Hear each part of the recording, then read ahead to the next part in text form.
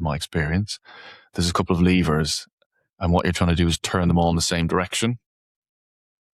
And those levers are managing your costs, helping the business grow, being able to make good decisions. And so it's not about cutting. If you cut, you're going to struggle to grow the business. At the same time, you need to be managing your costs and cutting your costs where it needs to be. So you turn that lever to the right-hand side. Then you're trying to do the things that help the business grow and continue growing, which requires a bit of investment or taking some steps within the business to make things operate more smoothly. You turn that one to the right. And then the financials, if you know all the details of what you're spending, your cash flow, your revenue, value of a customer, average profitability per service type, then you've got everything you need to make those decisions. You turn that to the right. So all the levers are pointing in the right direction. That means you're going to have a growing business because you know you're taking right decisions, you're pushing the business forward to grow, but you're also making sure you're not letting your costs go out of control. Curious about the secrets behind successful business exits? Well, today on Leading with Integrity, I have the pleasure of speaking with Damian Connolly, a fractional CFO and advisor who specializes, among other things, in helping SME owners prepare for successful business exits. With over 20 years of experience across various countries, industries, and companies, Damian brings a wealth of knowledge in finance, systems, problem solving, and leadership. And in this episode, we'll hear about the big myths of finance leadership, the most common financial missteps that every business owner in the audience will want to avoid, Damian's insights on leadership, work culture, and the critical steps you should be thinking about if you're an entrepreneur thinking about selling your business one day, whether that day is tomorrow or in 20 years.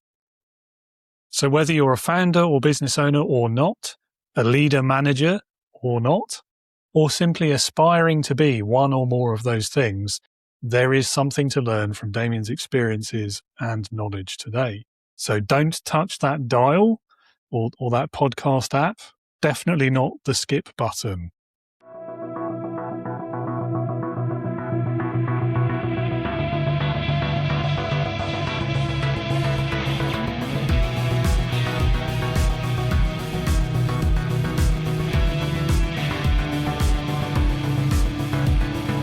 Welcome to the Leading with Integrity podcast. Leadership talk for the modern manager. With your host, David Hatch. Damian, welcome to Leading with Integrity. Lovely to have you on the show. Lovely to chat with you again as well. Good morning. Thanks there for having me. And I think I'm looking forward to it. Yeah, you're not sure yet. We'll see. Yeah. Well, I mean, on that note, over to you to start with, really. Kick us off. Tell everyone a bit about yourself, your career so far, what you do today, why you do it. Okay. So probably the place to start is by trade, I'm an accountant. But please don't hold that against me. Originally from Ireland, trained in a small accountancy practice in Dublin. And since qualifying, I have been in a number of different countries working. The last 20 plus years in the UK, but I've also worked in Australia and the Isle of Man, and also done short stints in Hong Kong as well. So my career has really been the practice accountant, and then moved into more commercial roles, initially sort of offshore tax and offshore tax structuring.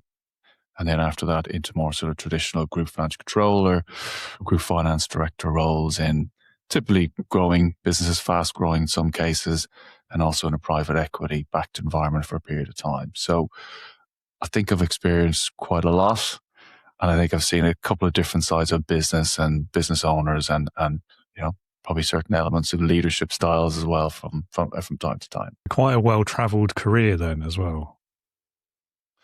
I think so, yeah. Ireland, Australia, the UK, Isle of Man. You can't ever forget the Isle of Man. So reasonably well-travelled, and then I like to travel personally as well.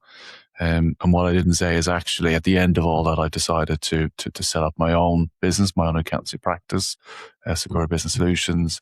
So again, not only have I worked for other people, now I'm I guess, leading my own team and leading my own business. So I wouldn't put myself in a leadership professional space like some of your previous guests on this podcast. But I think I've learned it on the job, and I'm probably still learning. And I suppose I've learned in different environments, and I've tried to improve as I've developed my career and gotten a bit older and grayer, and all that kind of stuff. Yeah, absolutely. No, and there's huge value in that learning through experience and what you've learned, and we'll talk about that a bit later, I'm sure. I'm sort of curious. I know we didn't talk about talking about this, but from those different countries you've worked in, there's a pretty good spread around the world and around different cultures. So in terms of working cultures, what were the big sort of similarities and differences that stood out to you between all of these different countries you've worked in? Well, there haven't been hugely different cultures. They've all been that, if I can use the term, English type environments or former English type environments. So maybe not hugely different cultures, but I think in Ireland, it's the stereotypes probably relatively close. People are a bit more friendly. They're a bit more talkative. Personal relationships are more important. UK, a little bit less so, I would have said. And then in Australia, it's a slightly different view of work culture generally. Again, reasonably friendly, nice environment to work in, but a very different view of work. I think it's much more work to live rather than live to work. So people tend to enjoy their lunches more. They tend to shoot off a bit early. They tend to be out at the beach or doing something in the morning and just getting into work to do what they need to do. So probably not great big culture changes. I can't say I've worked in Japan, although I wouldn't mind doing that, or in a few other cultures like in the Middle East. So not very, very different cultures, but slight variations in terms of how people work and how they approach work and some of the maybe innate ways of working in those different places. Yeah, no, that's fair. I think you mentioned Hong Kong earlier as well, and I think that's quite an interesting place because it sort of straddles two cultures, doesn't it? Depending on when it was you were working there, I'm not sure. Yeah, well, I won't get into the details, but I had to go out there for a period of time because there was a problem. So right. I spent 4 weeks out there, just working through a problem that we had within a business I was working in. And great place to work. Really, really fast paced. That's really a live to work environment. Everything's based around the work, the job. People start early, they finish really late. They don't tend to have big kitchens in their homes. So the food you have out, there's a huge variety of restaurants. Most of them at that time certainly were relatively inexpensive. So people tended to eat out. So it was a very lively environment to work in. So different, but very fast paced, very busy, very live to work environment. And I'm not sure it's necessarily changed dramatically, but that's the way it was. People started early and you didn't maybe get home till 10, 11 o'clock most nights of the week because you're either working, socializing work-wise, or you're just, having your evening dinner out before you went home to just go to bed to start again the next day. Having lived in Australia for a couple of years in my youth, I have to say, I think they've got the right idea when it comes to like approach and view on life, but also work life too. It's that's the right balance in my opinion, but probably biased. Yeah. Well, same. I quite like Australia, to be fair. Yeah, I guess it's easier to be like that laid back when you've got such like beautiful surroundings everywhere. I don't know. I like here where it's raining all the time. Well, I think the good weather makes a difference. I mean, I'm based in London, and I think there's a difference in London life in the wintertime and London life in the summertime. In the summertime, it's a lot more vibrant. It's a happier, more enjoyable place to live. But I think if you live somewhere where the sun shines pretty much every day, or it's bright every day, and from 6 o'clock in the morning, you got bright sunshine coming in your window, I think it just change your mood and the way you approach your day and the way you approach your work as well. Absolutely. It's a lot easier to have a bright personality when it's bright outside, I find. Very much so. It's a bit of a cliche, that, isn't it? But anyway. It's true. So moving on then, much as I could keep talking about Australia for hours quite happily, we probably shouldn't. It's not the right podcast for that, is it? Tell us a bit more about the work you do today and the process, because I know one of the things that you focus on is helping entrepreneurs get to a successful exit from their business. So you can tell us more about that sort of work that you do, and if there's any of them in the audience, like what can they do to increase their chances of that successful exit? Because it is a pretty low percentage of business owners ever manage to achieve that, isn't it? Yeah, it is very, very low, actually. I think from memory, it's around about 5% is the number. Depends exactly what number you're extrapolating from, but it's a very, very low number. So having gone through a couple of exits in previous businesses that I've worked in, now as part of our accountancy firm, I focus more on growing businesses. So I do fractional CFO work with growing businesses, but then I also work with more established businesses and businesses where the owners are either coming to a natural end to what they want to do with the business, or maybe with AI, maybe they've taken a decision that they don't want to let the business drift over the next few years and perhaps be impacted negatively by AI, and they're deciding to get out now. Or in many cases, it's just age. You know, you've done it for 20 years, you've done the weekends, you've done the late nights, you've done the stresses, the payroll runs, and you've just decided it's time to spend a bit more time on the golf course or in Australia, or whatever it is. But I think the challenge that I've found is that people tend to just leave it too late. So they make a decision to retire, to think about selling their business, and by then they're ready to go, or they want to go, or maybe their health isn't good enough, they can't hang around too long.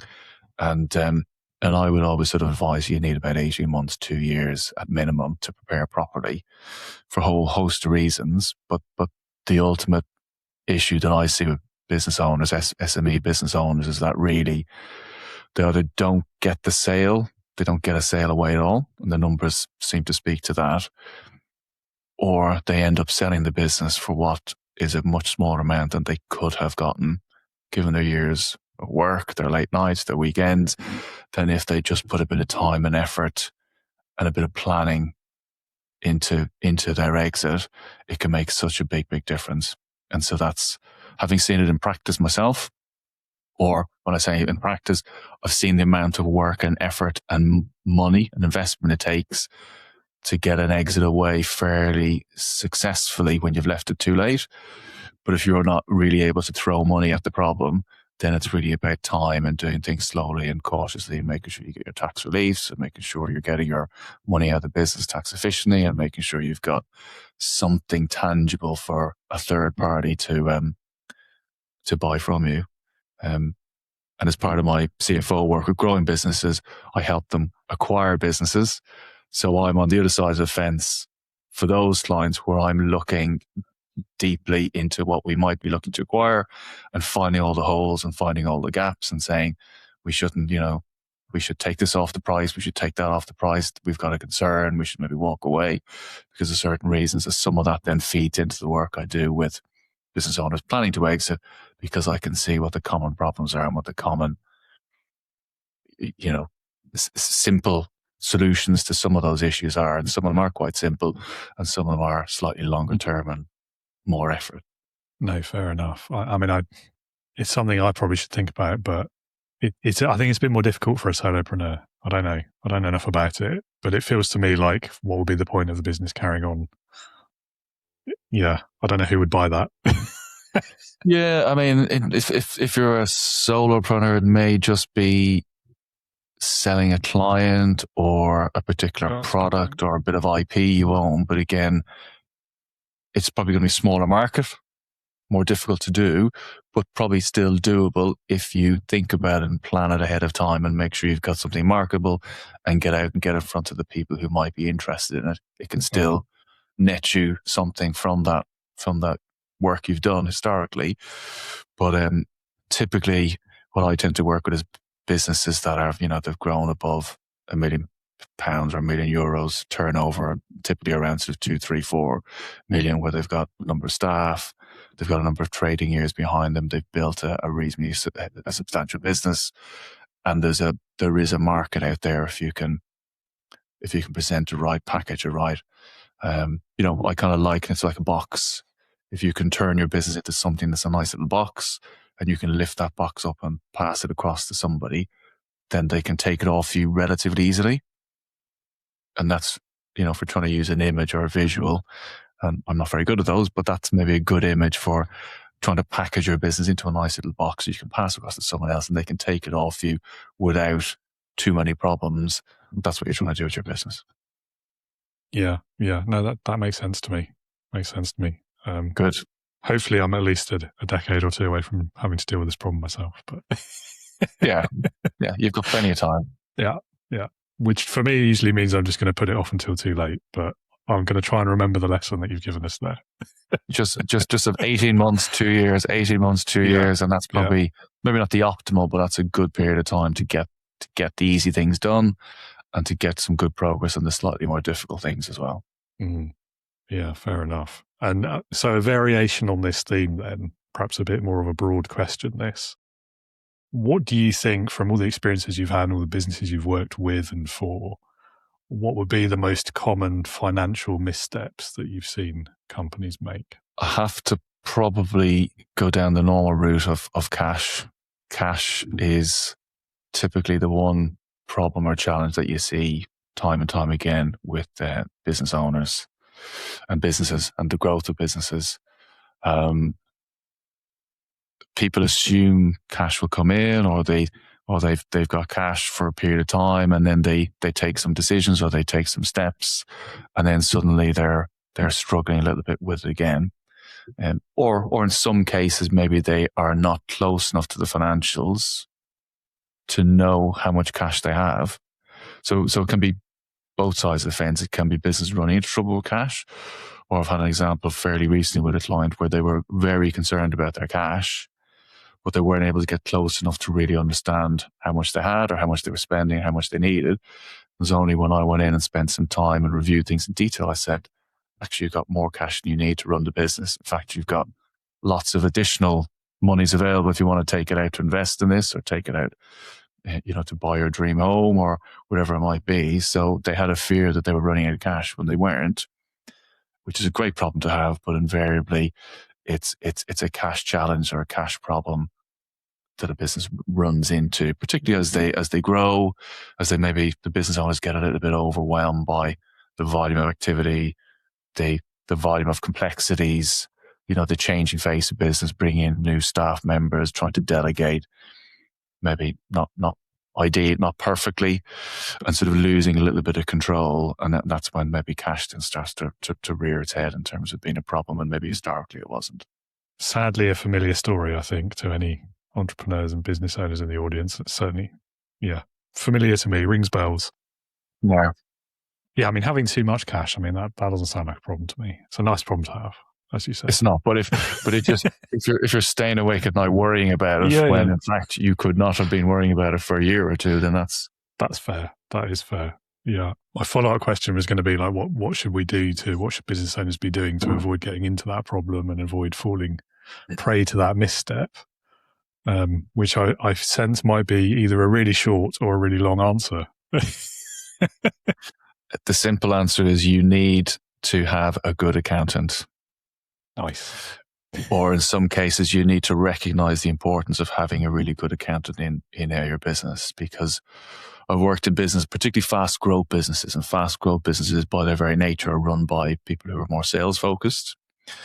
And so, accountants don't always have the greatest image among business owners, but in very sales driven businesses, it's not unusual to be told that you're a sales blocker or you're preventing the business growing, when in fact what you're trying to do is you're trying to bring a bit of order, a bit of control to businesses to allow them to sell more and to get the cash into the business and to know how much you're generating and to know your profitability.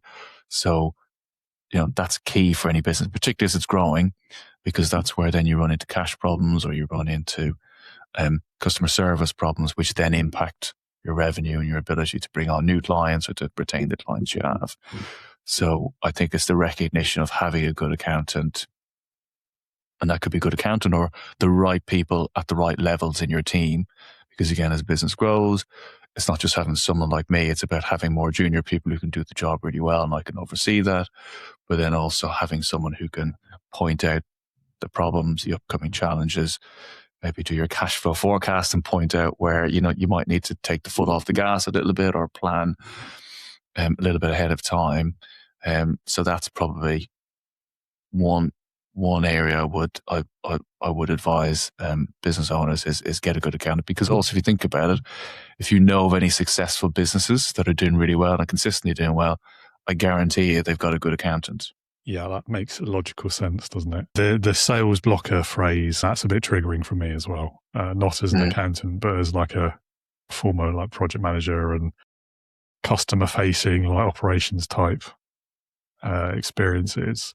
There were quite a few times in my career where I had that accusation leveled at me as well. And from my perspective, it was like, I'm not trying to stop you selling it. I'm trying to stop you selling something we can't deliver, because that's bad Correct. news as well. Yeah. You're trying to put the frameworks in place to make sure the business can continue sensibly and on a consistent basis, continue that growth and not grind to a halt. Absolutely. And it was a customer retention issue as well, because if you sell them something and then fail to deliver it because it's impossible, they're not going to come back. Exactly. So we're probably dancing around this question anyway. But what would you say if you could only have one of the big myths about the role of a CFO that you were allowed to challenge? Which one would it be, and why as well? I guess from my experience, it kind of touches on what we talked about just now. It's about not having an understanding of the importance of a framework of the financials within the business. And that, because if you know what your financials are, you can make decisions, you can make the right decision, you can make good decisions, which then allow you to recruit the right people, to sell to more customers, to service them correctly, etc. But I guess maybe one of the myths that I've seen or heard a couple of times is, I've got a business that's maybe getting close to £1 million turnover, with all that brings along with additional staff and complexity, or you've gone beyond $1 million. You say, well, what do I need a CFO for?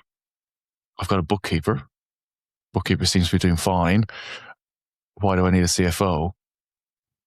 And so that's one of the key myths that I would say needs to be busted, because a bookkeeper does the basics really well, or a good bookkeeper will do the basics really, really well, but they won't be able to support a business owner when they want to make decisions, when they want to evaluate options, when they want to look down the road a little bit, and maybe someone with experience can say, well, we did this before, I don't think we should do it now because these are the problems we had.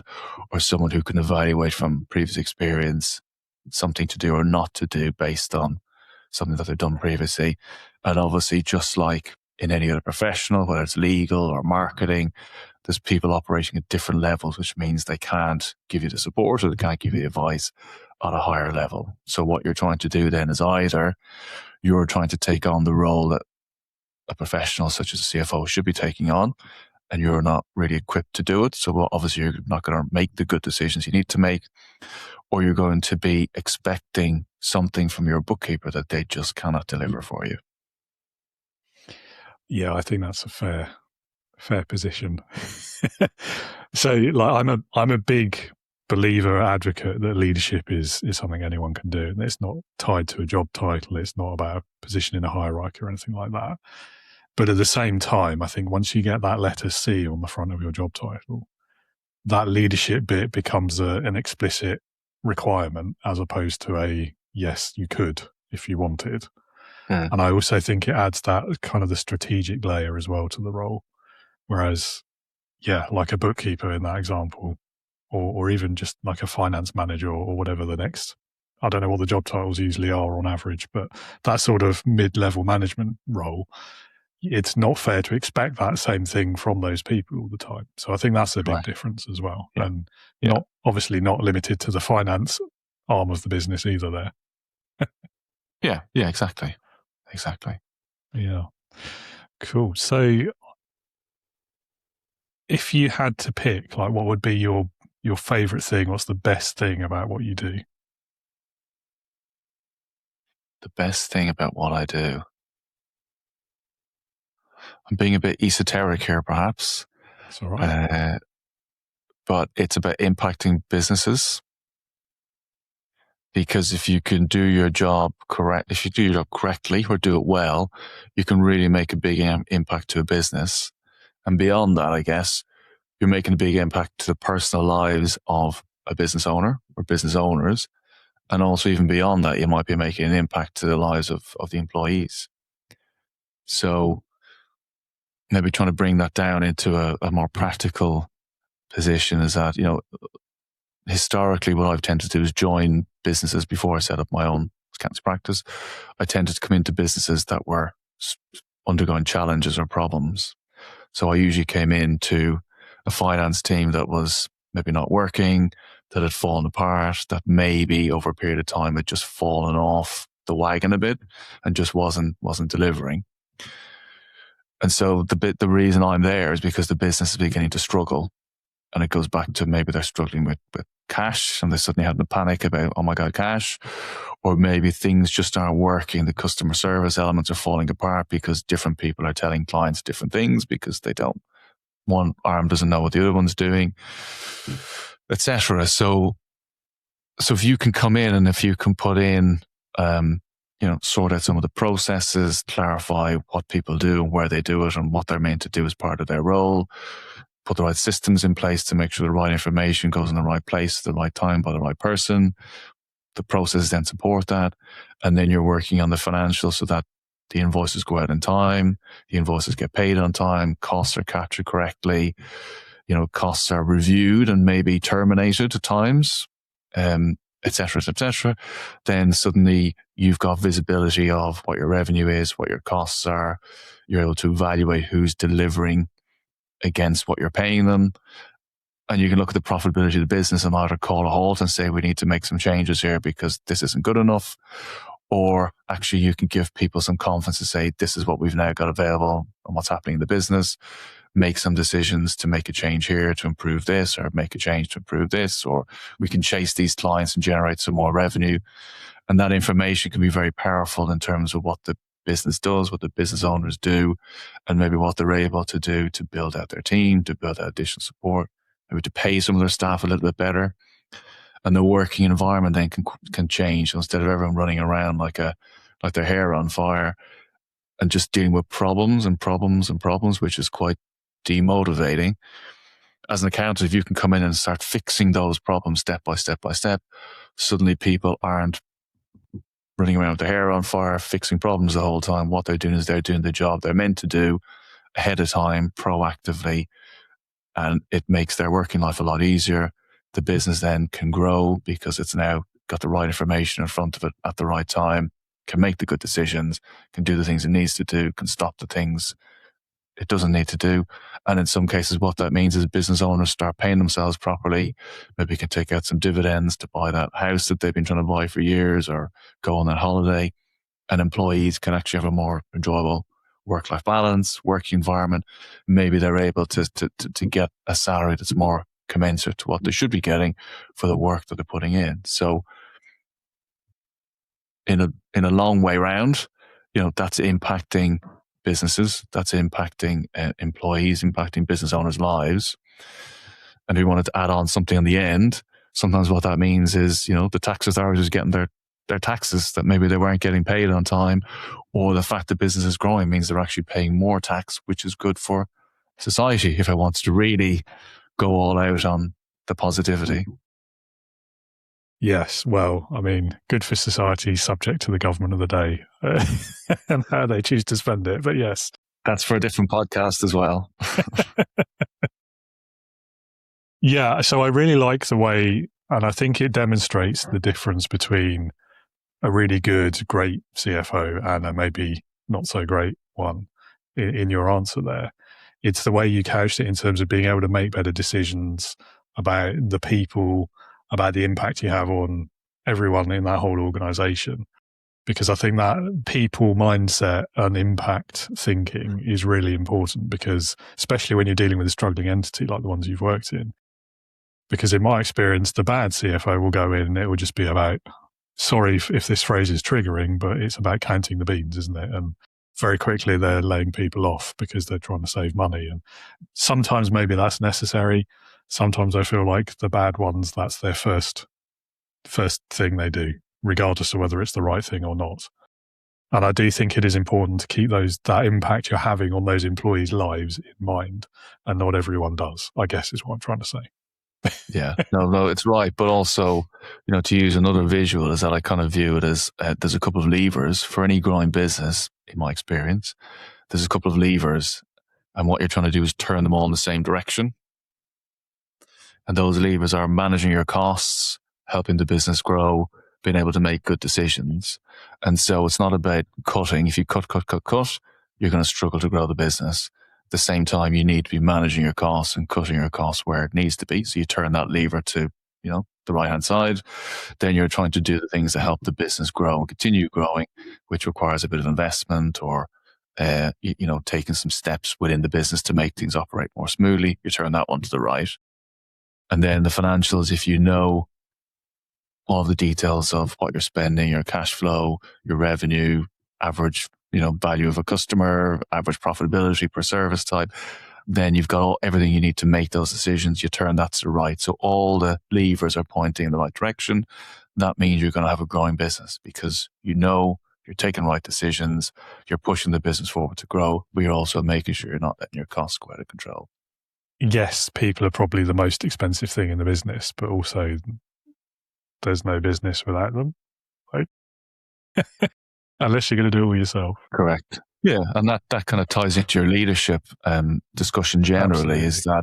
is that any successful business, just as it needs an accountant, again, I'm biased on this, but I think they need an accountant. You can't grow a large successful business without having people and good people. And that's maybe where the leadership comes in, is how do you get those good people? How do you keep those good people? And how do you maybe reward them or keep them on board for a longer period of time, which then allows you to go off and do what you need to do. And that's, I suppose, the essence of all of your conversation about leadership. That's kind of what it comes down to. And obviously the devil's in the detail, which is why we have these discussions, and you have these discussions every couple of weeks. Absolutely. And that leads us very nicely into the leadership questions. Okay. The first of which is, so I'm trying to talk more about good and great leaders at the moment, because I feel like as much as it's kind of enjoyable to talk about, maybe not enjoyable, but enlightening to talk about the bad leaders, and there's lots we can learn from them, it can also get a bit tiring sometimes. For me, just hearing about all these toxic leaders in the world. So sometimes I need to remind myself about good ones. So the first question on this then, to start us off, is, in your experience, what does a good leadership role model look like? I think it covers a few areas. I try and do it myself, maybe not always perfectly, but certainly from what I've seen from previous leaders and people that I've worked with, that I've enjoyed working with. I think a leader has to show some hard work. They're willing to roll up their sleeves. They're willing to put in the hard yards, put in the work alongside everyone else. So not asking you to do anything that they're not prepared or willing to do themselves. I think there's an element of, you need to have respect for the leader, and however that comes about, or wherever that applies. I think you need to respect the person you're working with. That doesn't mean they're necessarily the most technical person in the world and more clever than you are, but I think there has to be an element of, I see what they're doing, I understand, I respect what they're trying to do and where they're trying to go and where they're pushing and where they're pulling. I think that's quite important for any leader to have. And I think there's an element of likability. And likability doesn't mean everyone's friends all the time. I think likability is about, and probably touches on the respect side, you need to like the person you work with. They don't need to be your best friend. You don't need to agree with them. You don't need to love everything they say to you, but you kind of like coming into the office. You kind of like working with them most of the time. You view them as a nice enough person, and you're not coming into the office scared of them every day because that's not likability. So again, it's someone you can rub along with, you can work with successfully, you can do some good work with, you can understand when maybe they're not giving you good feedback, but also they will give you good feedback when it's appropriate. And it's that kind of balance of, likable, respect, someone that then you can see is putting in the hard work and not just talking a good game or using the right phrases, but actually not delivering on any of them. That likability one, I think, is a little bit controversial. I see where you're coming from. I totally agree with the point and the other points you made, particularly the respect. I think that's got to be a two-way street, definitely. And I think, and I've said this many times before, but I think the onus is on the leader to ensure that respect exists, because you've got to start by treating your people with that respect. The likability one, yeah, I don't know. I think there's an issue there in a workplace setting because we don't always have a choice about who we're working with. Mm-hmm. So you're not always going to like the people you work with, ultimately, at the end of the day. How do you feel about the word relatability instead? Yeah, I'm not stuck on the word likability because I think it's a little bit of a curate's egg in terms of slightly different things to different people. And certainly in the way that I work, people don't need to love me, but I'd like to think that they don't mind coming into work. They understand because I communicate reasonably well, hopefully, about why we're doing things and why we're pushing things and why we're pulling things and why certain things I'm not going to be happy about.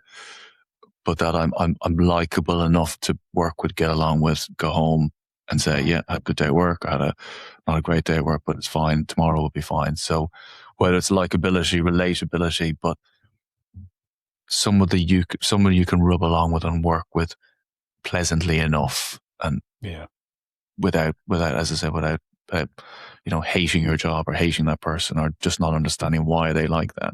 So that's sort of where I'm coming from with the likability phrase. So. Yeah, I'm not stuck on it. I'm happy to rephrase it. But I think I see where you're coming from, and it's tied up as well in that question around should you be friends with the people you're leading or even working with. And again, that can be quite a controversial question. I've always thought yes, but then in hindsight, I'm not sure if I really was, or if it's just because that kind of deference to the top sort of human nature bit, and it is a difficult one. And I keep coming back, though, to this idea of, which is a massively overused word, not just in leadership, but authenticity. And that kind of being not fully yourself, like don't bring your whole self to work, that whole thing, there's a big thing around that. But at least being genuine in who you are and, and then whether people like you or can work with you or not becomes their decision.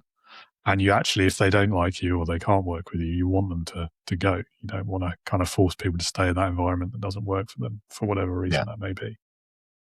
But yeah, it is a challenging one, I think, particularly as economic times get worse. People don't always feel they have that choice anymore. So yeah, that's a good one. I like that. I like a little bit of controversial answers sometimes. It's good. Okay, good. Delighted to oblige.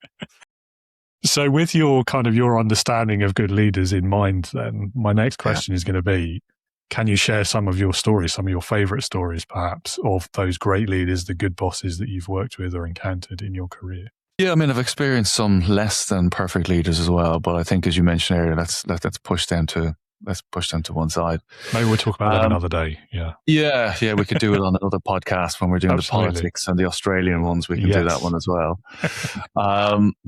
Well, I always remember when I worked for a business in the Isle of Man, and it was a 45 person firm when I went in. It went up to 100 during the period that I was working there. Not all due to me, I hasten to add. But I always remember that the chairman of the business, who was the owner, along with his wife, he obviously wasn't involved in all of the day to day. The business was sufficiently successful that he was traveling a lot. He had other business interests. He had holiday homes in different places. But I always remember he made it his business that when anyone new joined the business, he would have a chat to them in their first few days or whenever he was back in the office again, just have a chat, say hello. And again, it was a growing business. He was very much a sales focused type person. So, the support functions like IT, finance were not really his bag.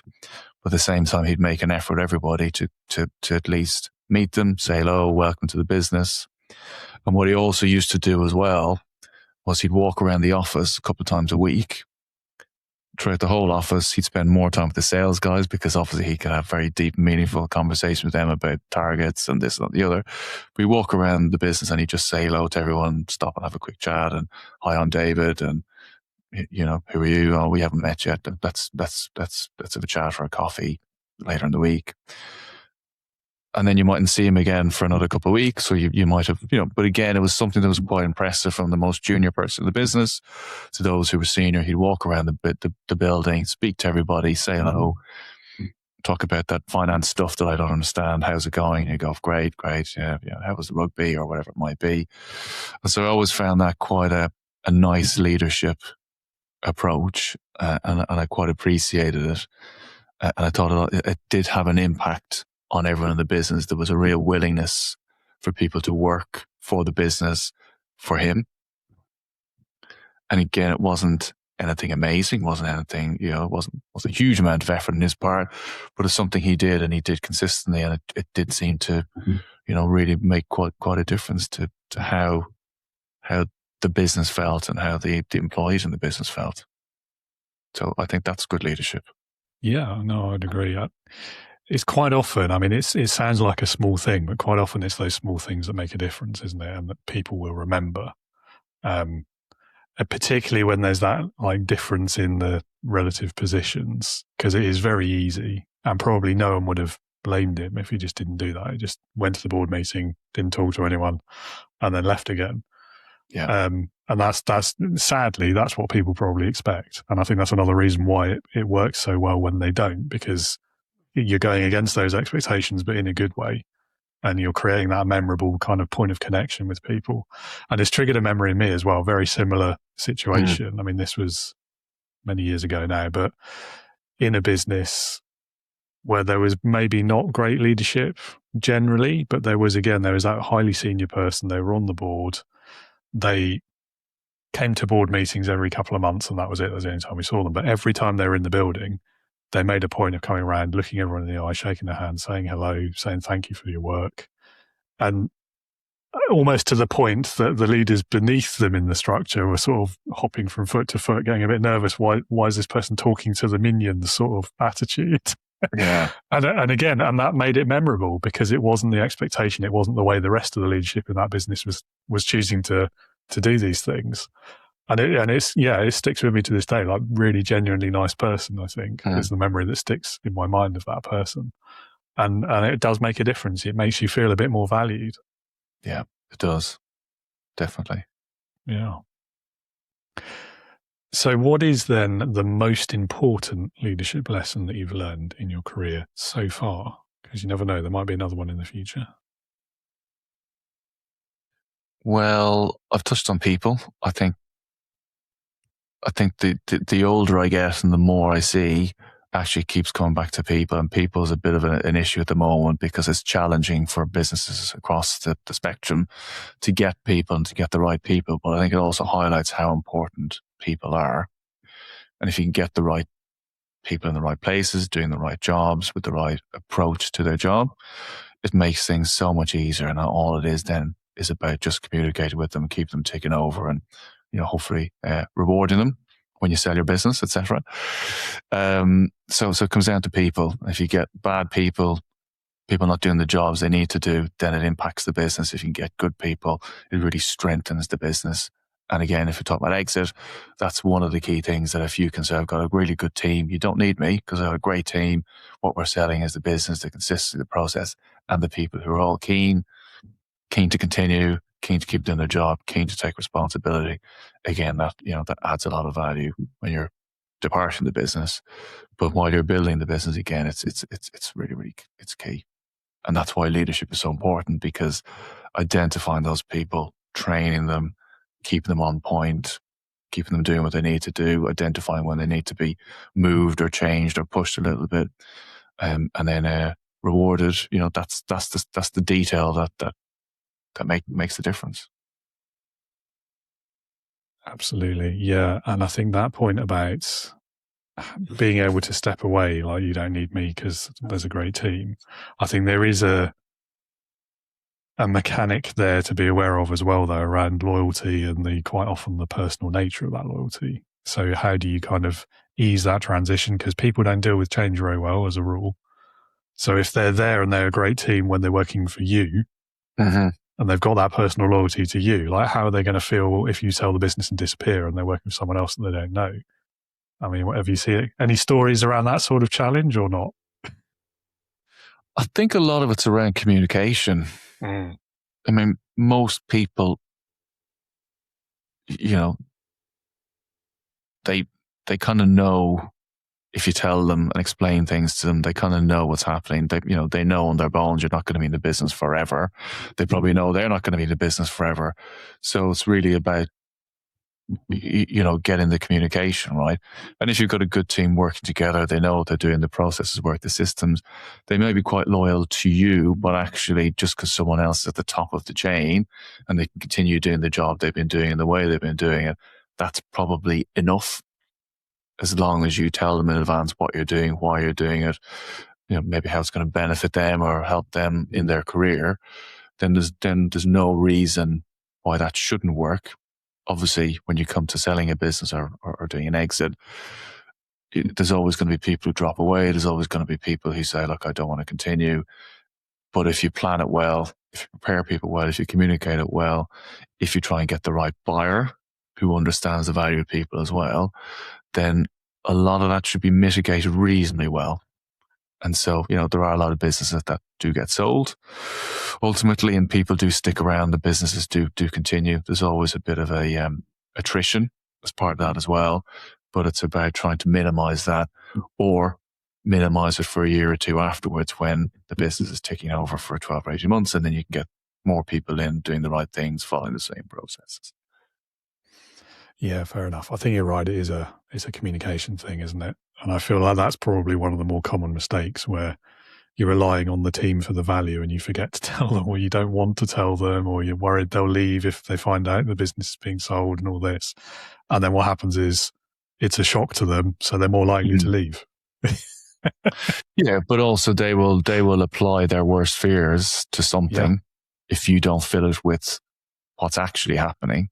And so that's where it comes back to communication. And again, there's the devil's in the detail, but you can't tell all your staff when in the middle of an exit process. You've got to be quite careful about who you tell and when you tell. But when you tell everybody, there needs to be good communication to tell them exactly now what's happening, why it's happening, what the future looks like, what it looks like for them, that kind of stuff to mitigate it, because you're not going to prevent it, but what you're trying to do is mitigate it. And hopefully then people then can work their way through it, see that what you've said is correct, experience it and go, okay, it's not as bad as I feared, and it's not too far away from what you communicated to us. And then people will at least give it a go. Yeah. And that's all you can ask for. And then it's out of your hands and in someone else's hands. And you'd hope that if they're the right type of buyer, they will want to try and keep as much of your team together as possible to protect their investment, if nothing else. Well, yes, that too. I think it's also an interesting, it's an opportunity you can give to these people as well, like what advancement opportunities, taking a bigger role in the business, taking on more responsibility, that sort of thing. And if there's money coming in as well, potentially pay rises, who knows? But yeah, I think there's ways to handle it that are good and ways that are, as you say, to be avoided. Yeah, exactly. On the subject of common mistakes, more generally speaking, in terms of leadership and management, what's the most common mistake that you've seen business owners make? I would take the view that a common mistake I've seen that can be avoided is a bit of the when is enough approach.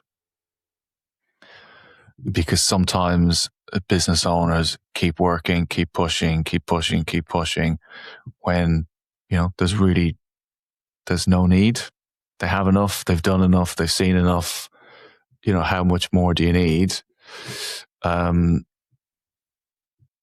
also, if you're working 12-hour days and, you don't need to work 12-hour days anymore because you've got the team and the business to a certain size, why keep working 12 hours a day? Why not work 3 or 4 good hours unuseful stuff for the business or for your team, rather than pushing to the nth degree like you always have, just because you always have.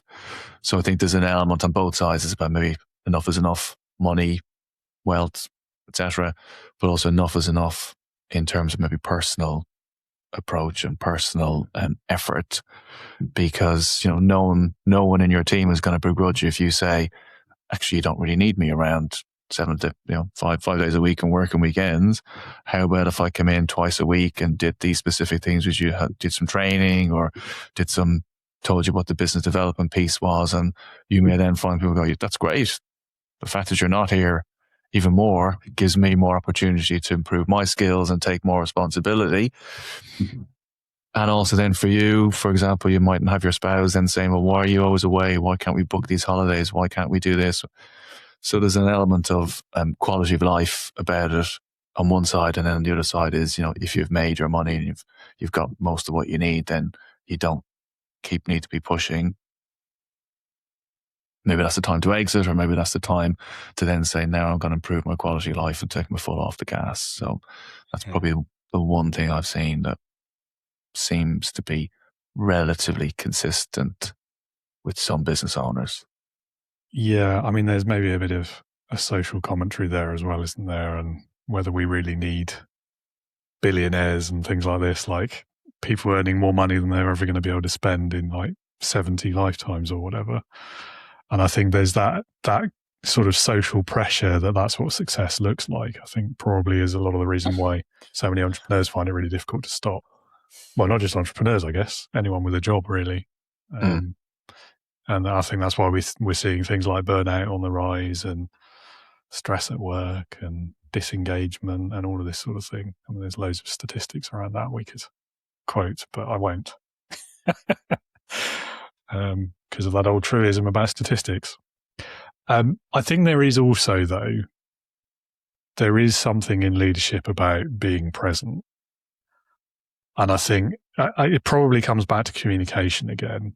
Like if you want to step back a little bit, work less hours in the business, etc., I think that's okay if there's a conversation first, and if there is someone else or there is other leadership in place.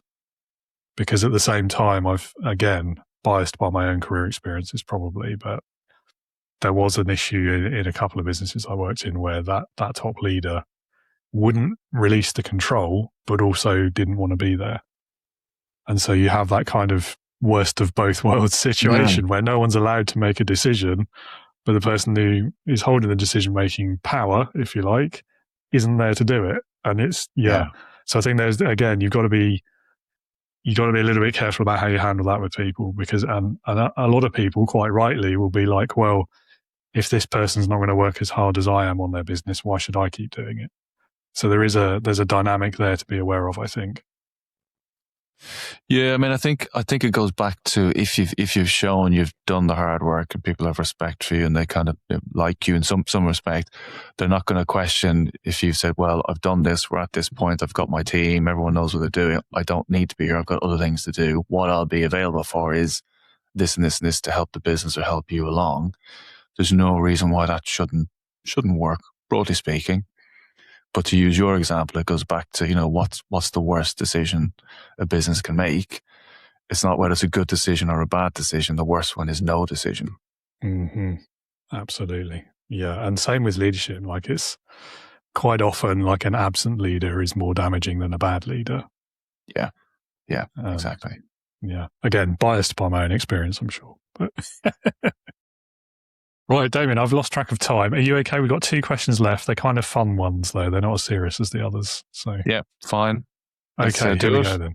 Yeah, so the first of these is the time travel question, because who doesn't love time travel? Okay. So if you could go back in time and start your career over again, is there anything you would do differently?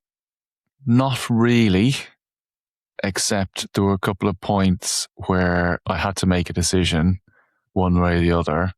And maybe I'd go back and change and see what happened. Mm-hmm.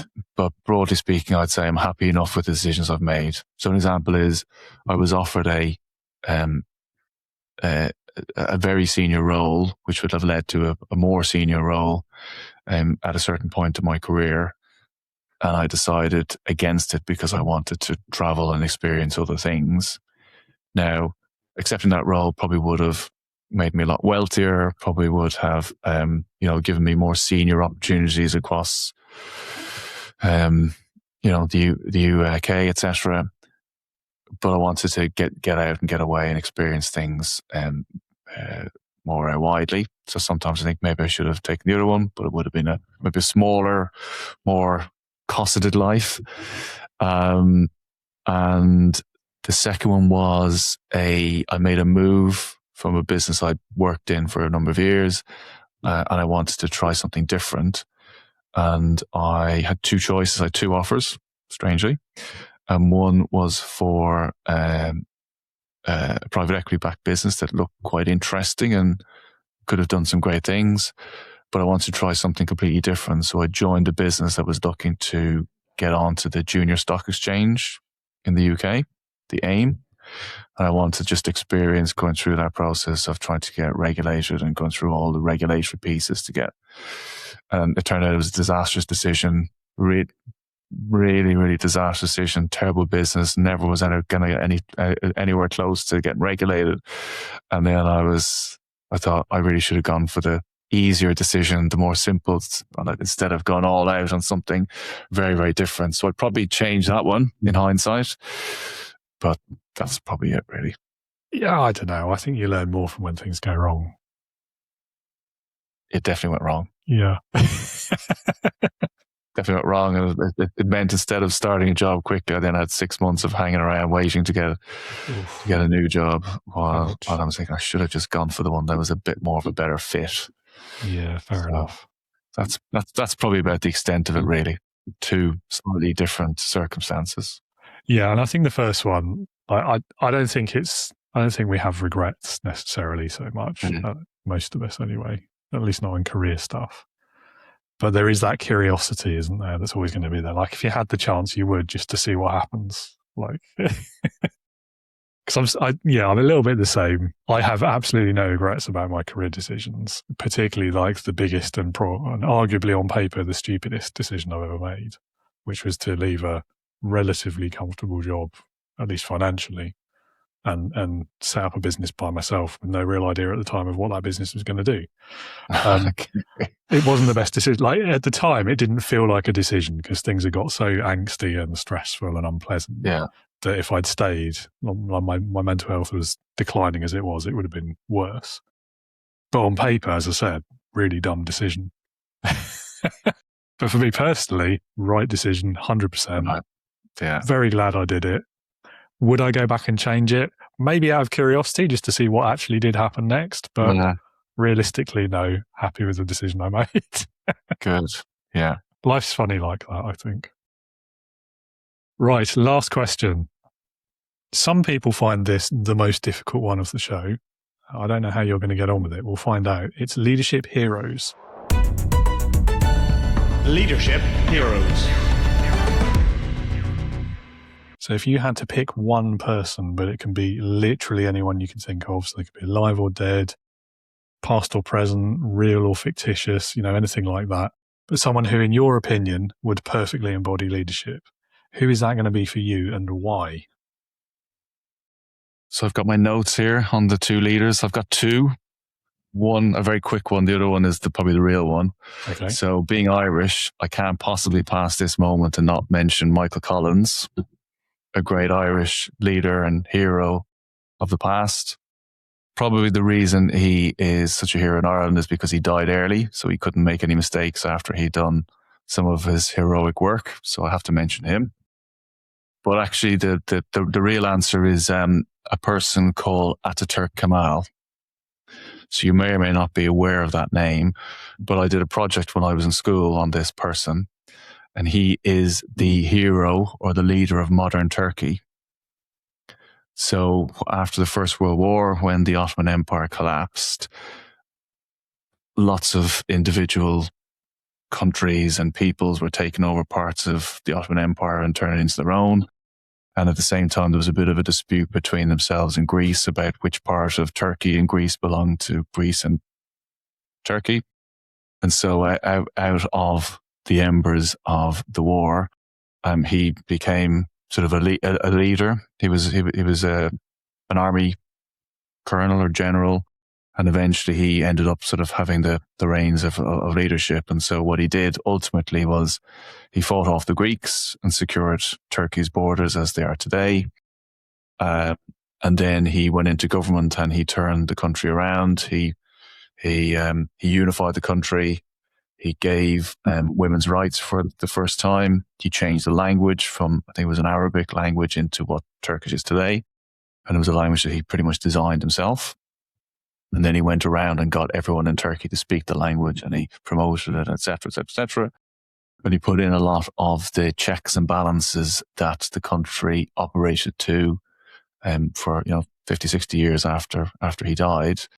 Now, there were a few army coups and so on, but they were jumping over the checks and balances that he had actually in place. So he's known as the father of modern Turkey, and actually through a really challenging period of time globally, he managed to take what was the embers of an empire into a coherent country, and he united the country by doing things that hadn't been done before: a new language, women's rights, fostering an element of being Turkish rather than being Ottoman or being different parts of the Ottoman Empire. So really enjoyed doing that project, really inspired by the man, and really inspired by the fact that he could be a military hero and then turn around and be like a civic hero afterwards as well, and deliver all these changes, and most of them quite positive and quite ahead of their time. So, so he's probably my man, Ataturk Kemal. Yeah, I mean, he's a really interesting example from history, I have to say. And quite rare, I think. Like, you don't get many army officer types who become peaceful civilian leaders. Exactly. That's quite a fraught process usually. But yeah. I don't think, no, you're not the first person to choose him, though, I'm afraid. Am I? We did have a gentleman from Turkey, in fact, on the show. I've lost track of when it was. It was within the last 12 months, definitely. It might have been before Christmas. Anyway, so he obviously chose him as well. But I mean, that period of history is so interesting in that part of the world in particular, things that are going on that we don't really learn about in Western schools. And the Ottoman Empire itself as well, like barely, it's like a footnote when you study the First World War, if you're lucky. But I mean, the history there, it was around when the Roman Empire existed. Yeah. And then it only ended after the First World War. Ridiculous period of history there. That's such a long time. Yeah. While all these other empires are rising and falling around it. I mean, feels like we should be taught more about that in this part of the world. Yeah. And we could get into a different podcast about, the reasons why Europe is the way it is, and why you've got all these countries and nationalisms, and, why you have these wars, and a lot of it goes back to empire. Yeah. And how people, when they were in one country, they'd all just moved around wherever they wanted. But then once the empire fell apart, the wrong people were in the wrong places at the wrong time among different people, et cetera, et cetera, et cetera. So really, really intriguing. Absolutely, yeah. I'm a big fan of history and learning from past mistakes. So always avid reader on all of these sorts of things. Michael Collins, I think, no one else has chosen. So you could have got bonus points if you'd gone with him. Just good. Not to sway your decision, but I felt I had to at least mention his name on today's podcast. So a great man in Ireland, great leader, spoken about reverently. The only difference being he died young, which means he didn't have time to make mistakes and perhaps ruin his image. Yeah. There's quite a few examples of that on there. Like, Abraham Lincoln, maybe not so young, but certainly died before he could go wrong. JFK. I'm just naming American ones now, aren't I? Let's move on. Lovely. Well, Damian, thank you so much for your time today. One final thing I will ask, or give you the opportunity, is if anyone in the audience would like to learn more about you, your business, what you do, where can they go to learn more? Well, if they're interested in having a chat to me on anything that we talked about today, I'm on LinkedIn, Damian Connolly, FCCA on LinkedIn, and they can go to our website, sakurabusiness.co.uk, or we also have an Irish office, a smaller Irish office, so sakurabusiness.ie, and they're the best ways to contact me. Lovely. Well, I'll pop those links down in the show notes so everyone can find them easily as well. And that's it. That's all we've got time for. Thank you so much for your time. You've been very generous with it and sharing your knowledge and experiences as well. And have a great rest of your day. Great. Thank you very much for having me. Superb. Thank you for joining us for that conversation with Damian. And I know every listener and viewer will join me in thanking him for his time, sharing his knowledge with us today. If you're interested in learning more about his work, you can, as always, connect with Damian on LinkedIn or visit his website. You will find links to both of those down there in the show notes. So as always, I do encourage you, click on the things, learn the stuff, reach out to the guest. I know he would love to hear from you. And for those looking to enhance their leadership skills and connect with like-minded individuals, do please consider joining my online leadership community. It's called Integrity Leaders, and it's a safe place where leaders like you can focus on ethical leadership, putting people first, overcoming imposter and confidence obstacles, and spreading better leadership around the world, one manager at a time. You'll find the link to that on the screen and in the show notes as well for those listening audio only. That's all for today. Tune in again next week when I'm chatting culture, signaling, trust, and leadership with behavioral psychologist and HR expert Adriana Vaccaro. So until next time, thank you again for being with us. Keep leading with integrity and be a leader, not a boss.